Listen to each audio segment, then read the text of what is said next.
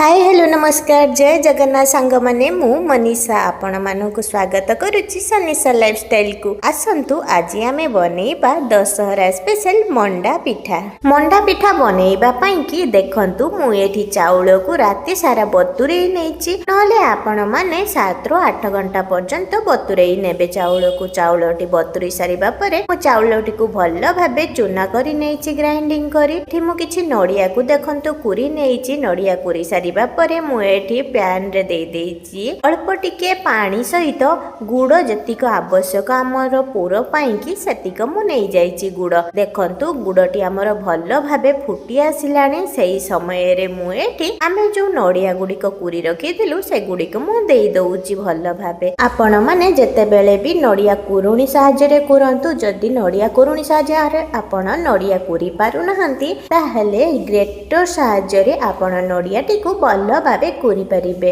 देखंतु नडिया आ गुड़ को मो भल्ल भाबे मिसेई नेछि मिसेई सारिबा परे अल्प टिके पानी दे नडिया आ गुड़ को भल्ल भाबे ताकू कसुछि कसी सारिबा परे मु एठी देखंतु दुईटी गुजराती रो गुंड टिके पके देछि गुजराती रो गुंड दबा द्वारा पुरर बास्ना आ स्वाद मध्य दुई गुणित हो जाए आ पुररे निहाती आपण माने दया करी गुजराती रो गुंड देबे काहेकि ना ता टेस्ट बहुत भलो आसी थाए चलंतु एबे हमर पुर होई सारलेनी तो आमे याकू साइड करी नबा चलंतु एबे आमे मंडा पिठा पई कि खळी प्रस्तुत करिबा खळी बनेइबा पई कि मु गैस रे करेई बसे नेछि करेई रे किछि पानी देई सारिछि पानी देई सारिबा परे सेतिरे किछि स्वाद अनुसार लूण देइछि लूण देई सारिबा परे मु एठी 2 चम्मच चीनी देई देछि काहेकि ना चीनी दबा द्वारा ता स्वादटी भलो आसी थाए चीनी आपण माने चाहिले देई परिबे नहले स्किप मध्य करे देई पारंती सेथिरे मु 2टी तेजपत्र देइछि काहेकि ना इथरे बास्ना बहुत भलो आसी थाए एबे चलंतु आमे एथिरे घोळ दबा देखंतु मु गोटे जगह रे पानी नेई 2 चम्मच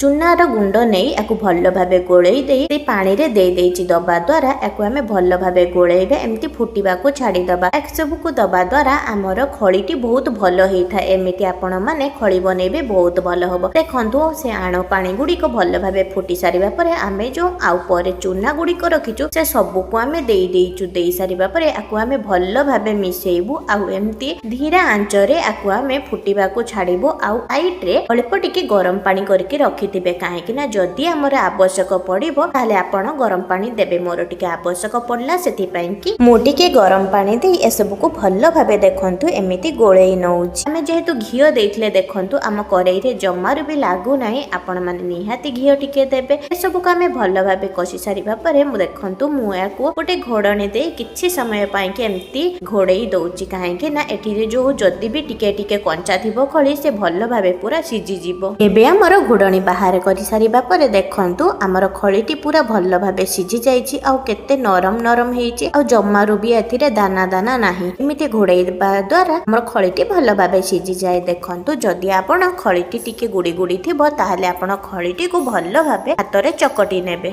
चलंतु एबे आमे मंडा पिठा बनेइबा स्टार्ट करिबा मु सेई खळी रु अल्प टिके आनी ताको भल्ल भाबे गोळेई नेली गोळेई सारिबा परे ताको गोल गोल करि नेली गोल करि सारिबा परे एमिति चारि साइड रु गात टाइप रे करि नेली गात करि सारिबा परे ए गात भितरे आमे जो पूरा करि रखिथिलु ता भितरे आमे मझी रे देई दबु मझी रे देई सारिबा परे देखंतु मु केमिति मंडाटा की बळी नउची एमिति कले हमर मंडाटी जम्मारु भी फाटिबो नाही आ पूरा भल्ल भाबे हबो देखंतु एठी मु केमिति आउ गोटे मध्य करि नउछि एमिति करी गोटे गोटे आमे भल्ल भाबे सबु पिठा गुडी को भोली नमु आ एमिति देखंतु चारि साइड रु करिबा द्वारा कोन की पिठाटा जते बेले हमर सिजी थाए तो सेटा हमर बाहरी जाय एमिति आपण हाथ को गोल गोल करके बोलेबा द्वारा हमर जो पिठार अग भाग गुडी को बाहरी आसे जेमति की अधिक खळी गुडी को बाहरी आसे एमिति करंतु पिठाटी भल्ल भाबे गोल हबो आ सुंदर मध्य देखा जिवो जम्मारु खराब देखा जिवो नै सब पिठा गुडी को भल्ल भाबे बळी सारिबा परे देखंतु मु एठी गोटे करेई नेइछि करेई रे अल्प पानी नेइछि पानी नेइ सारिबा परे सेठी गोटे छोटो स्टैंड नेइ जाइछि स्टैंड रे मु एठी देखंतु एम्ति गोटे प्लेट नेइछि सेथिरे अल्प टिके घियो मारी देइछि घियो देइ सारिबा परे भल्ल भाबे चारि कड़िया घियो देइ देइछि घियो देइ सारिबा परे आमे जो पिठा गुडी को बळी रखिथिले से गुडी को मु सेथिरे देइ दउछि देखंतु लो टू मीडियम आंच रे आमे भल्ल भाबे आकु फुटिबा को छाडी दबा गोटे घोडणी देइ एठी किछि समय परे मु घोडणी काढी दउछि निहाती आमे 15-20 ମିନିଟ୍ ବା ଅଧଘଣ୍ଟେ ପର୍ଯ୍ୟନ୍ତ ଆମେ ପିଠାଟିକୁ ଫୁଟିବାକୁ ଛାଡ଼ିଦେବା, ଯେମିତିକି ପିଠାଟି ଭିତରେ ଭଲ ଭାବେ ସିଝିଯିବ। ଯଦି ବି ଖଳି କଞ୍ଚା ଥିବ ଆମର ପିଠାଟି ଭଲ ଭାବେ ସିଝିଯିବ। ପିଠାଟି ଥଣ୍ଡା ହେଇସାରିବା ପରେ ଆମେ ଗୋଟେ ପ୍ଲେଟକୁ ସବୁ ପିଠା ଗୁଡ଼ିକ ବାହାର କରି ଆଣିବା। ଏବେ ଆମର ରେଡି ହେଇଗଲା ଦଶହରା ସ୍ପେଶାଲ ଚାଉଳର ମଣ୍ଡା।